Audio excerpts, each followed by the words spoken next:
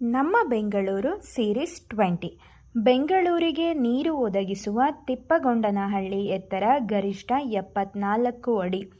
South end ಸರ್ಕಲ್ನ ಹೊಸ ಹೆಸರು ತೀನಂಶ್ರೀ ವೃತ್ತ. ಬೆಂಗಳೂರು ಮಹಾನಗರಕ್ಕೆ ಈಗ ವಿದ್ಯುತ್ ಸರಬರಾಜು ಮಾಡುತ್ತಿರುವ ಸಂಸ್ಥೆ ಬೆಸ್ಕಾಂ. ಅತಿ ಹೆಚ್ಚು ಮತದಾರರನ್ನು ಹೊಂದಿರುವ ಬೆಂಗಳೂರಿನ ಸಂಸದೀಯ ಕ್ಷೇತ್ರ ಬೆಂಗಳೂರು ಉತ್ತರ. ಹೊಯ್ಸಳ ಪೊಲೀಸ್ ವಾಹನದ ದೂರವಾಣಿ ಸಂಖ್ಯೆ 103.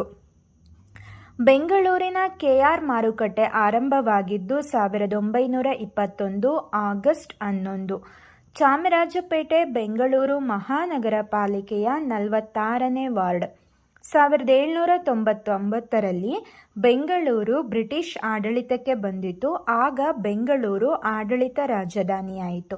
ಆಗಿನ ಮೈಸೂರು ದೊರೆ ಕೃಷ್ಣರಾಜೇಂದ್ರ ಒಡೆಯರ್. ಪ್ರೇಕ್ಷಣೀಯ ತಾಣ ಸಾವನದುರ್ಗ ಬೆಂಗಳೂರಿನಿಂದ 60 ಕಿಲೋಮೀಟರ್ ದೂರದಲ್ಲಿದೆ.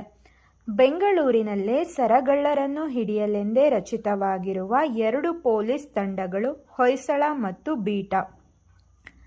ಬೆಂಗಳೂರು ಸೇರಿದಂತೆ ಭಾರತದಲ್ಲಿ 4 ನಗರಗಳಲ್ಲಿ ಮೆಟ್ರೋ ರೈಲಿನ ವ್ಯವಸ್ಥೆ ಇದೆ. ಇನ್ನುಳಿದ 3 ನಗರಗಳು ಮುಂಬೈ, ಕಲ್ಕತ್ತಾ ಮತ್ತು ದೆಹಲಿ.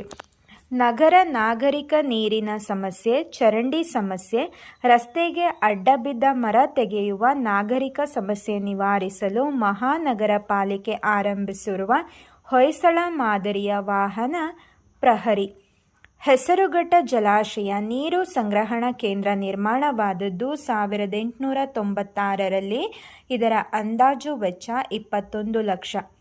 ಸರಸ್ವತಿಪುರಂ ಮೈಸೂರಿನ ಪ್ರಸಿದ್ಧ ಬಡಾವಣೆಗಳಲ್ಲೊಂದು. ಬೆಂಗಳೂರಿನಲ್ಲಿರುವ ಸರಸ್ವತಿಪುರಂ ನಂದಿನಿ ಬಡಾವಣೆಯ ಭಾಗವಾಗಿದೆ.